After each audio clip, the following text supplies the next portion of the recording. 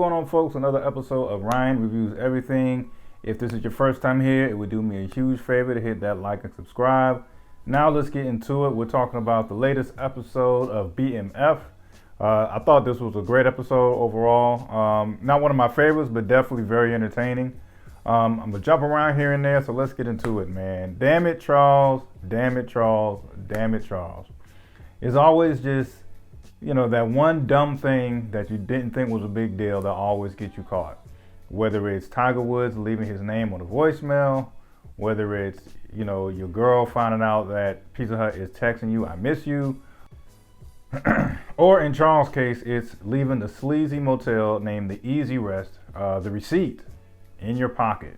And your wife, just trying to be the lovely wife that she is, gathers your coats to give it to you, and the receipt pops out. It's always something stupid like that. So that marriage, like I said a few videos ago, Charles was so far gone anyway. Granted, I guess there was some type of guilt trip that kind of came with with Mabel, and that's really how it ended. I don't want to hear some type of stuff like all of a sudden, Charles had like this change of heart, love, or something like that. Nah. Mabel wasn't feeling it anymore, and she ultimately called it off. Granted, she called it off because she felt guilty her damn self, especially being that they're neighbors and this and the third. So there you go. Speaking of women with a change of heart, another thing that got on my nerves with this episode was Marquisha. I swear it was just last episode that T was this little boy that got other responsibilities to take care of, and she like brushed him off, not once but twice. Brushed him off when, she, after the hotel thing or whatever, and found out that that he's still with his baby moms, and then brushed him off again after she found out that, T's about to have another child with baby mom, LaWanda. So both of those times, he was a little boy, this and the third. All of a sudden, this Colombian connect came through. They got, 300 keys. They got this, very clever operation to transport drugs from state to state. All of a sudden, miraculously, all of the other stuff just isn't an issue for Marquisha anymore. She's out here, nice scene, by the way, but, out here coming to dinner with nothing on but the trench coat. They having sex in public places. Oh, it's just bliss all of a sudden now. But before the Columbia Connect and all this money was rolling in, he was just a little boy, So I really feel like Meech has the right idea, but not rocking with Marquisha like that.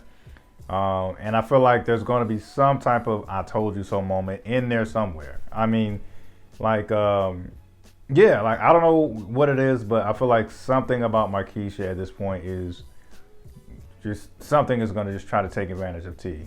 Cutting my man's rat tail off, whatever type of significant meaning that was supposed to mean. But anyway, something foul is going to come about that Marquisha T situation. I just don't know what yet. Well, matter of fact, let me take it back. I feel like there's some way, somehow that's going to like set him up where her husband might attempt to kill him or something like that. That's all I know. We definitely see Detective Bryant and Jen. They definitely got a situationship going on, whatever you want to call it. That was interesting. Detective Bryant is learning more about, there's more depth to this Jen character. She finally admits why she causes herself harm with the burn marks all over her stomach and things like that and wrist. She just takes pain out of herself whenever she gets down about her dead sister. And like I said, I think the biggest story clearly was we definitely see how the BMF operation is building. They got drivers and stuff like that. Very clever way. They're hiding the coke and the money inside of the car doors and just moving in and out like it's nobody's business. And I liked how they actually show that example. We have the Army vet who is struggling financially, despite the fact that he served his country. And, he's resorting to being, for lack of a better word, a drug mule. He's just driving drugs, and he got stopped by Detective Bryant, and they were none the wiser. So I thought that was smooth.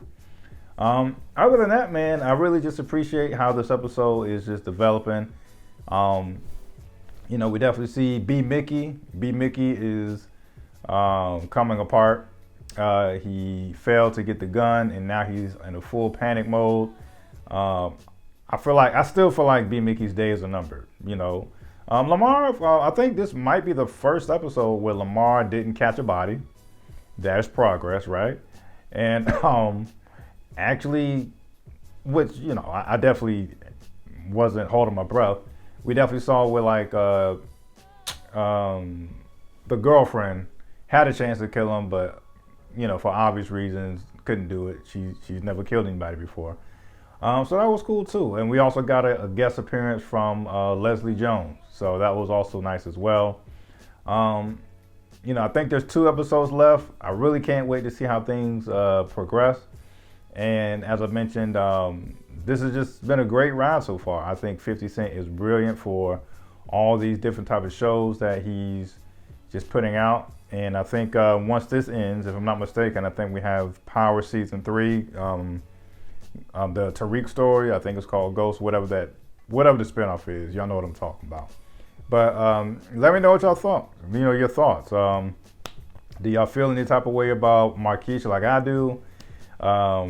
Do you feel like there's hope for Lucille and Charles after Charles' dumb mistake? Anything like that? I'm loving to hear any type of inputs and thoughts. And hey, love it or hate it, folks. That's just my opinion. Peace.